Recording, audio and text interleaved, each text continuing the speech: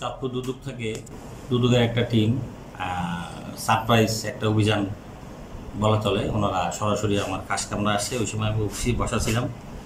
তো আসেই উনি একটা মানে কিছু কোয়ারি করছে যে আপনার এখানে দলিল, নকল, তল্লাশ এগুলাতে ফিস বেশি নেওয়া হয় কিনা। তারপরে উনি কিছু দলিল ওনার প্রয়োজন মতো, আমার প্রয়োজন মতো না, উনি ফিস বই দেখে উনি অনেকগুলা দলিল চেক করছে, কাগজপত্র চেক করছে যে আন্ডার ভ্যালু করা হয় কিনা, খাজনা নামা সঠিকভাবে হয় কিনা। এরপরে যারা দলিল নকল তল্লাশি করতে আসছে তাদের কারা জমা দিছে, দলিল লেখক এবং পক্ষের সাথে উনি টেলিফোনে কথা বলে এটা নিশ্চিত হয়েছে যে পক্ষের কাছ থেকে ওনাদের কাছে একটা অভিযোগ ছিল এরকম যে হয়তো সরকারি ফিসের অতিরিক্ত অনেক টাকা নেওয়া হয়। মেনশন করেনি কত টাকা, কিন্তু বলছে যে সরকারি ফিস থেকে অনেক টাকা বেশি টাকা নেওয়া হয়।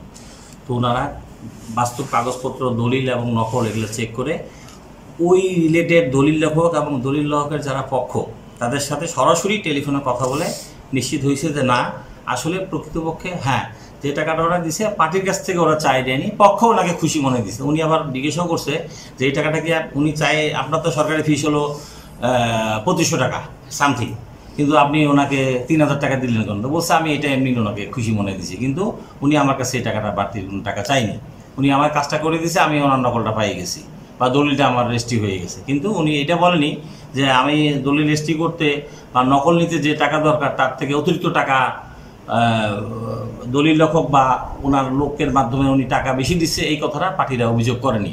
দুর্নীতি দমন কমিশন জেলা কার্যালয় ছাত্র হতে একে এনফোর্সমেন্ট অভিযান পরিচালনা করি।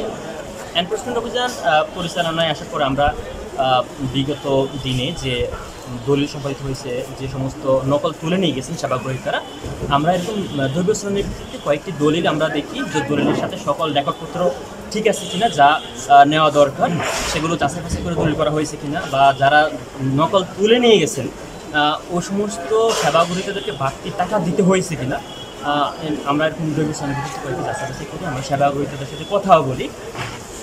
প্রাথমিকভাবে এই কাজগুলো কোনোটাই আমরা বড় কোনো ধরনের অনিয়ম পাইনি।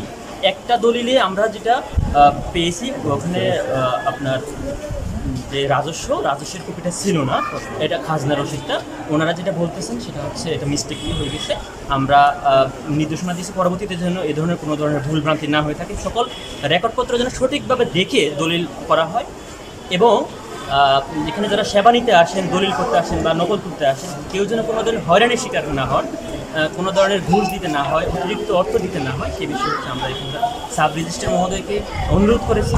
এবং এখানে দলিল করতে কত টাকা লাগে কিংবা নকল করতে কত টাকা লাগে এবং তল্লাশি অন্যান্য বিষয় যে সেবা নিতে যে রাষ্ট্রীয় যে ফি, সেই ফি বিষয়গুলো জনগণকে আর একটু সহজীকরণ করার জন্যে যেন সহজে দৃষ্টিগোচর হয়, সেই বিষয়ে আমরা ওনাকে বলছি সহজে উপস্থিত করার জন্য মানুষকে জানানো।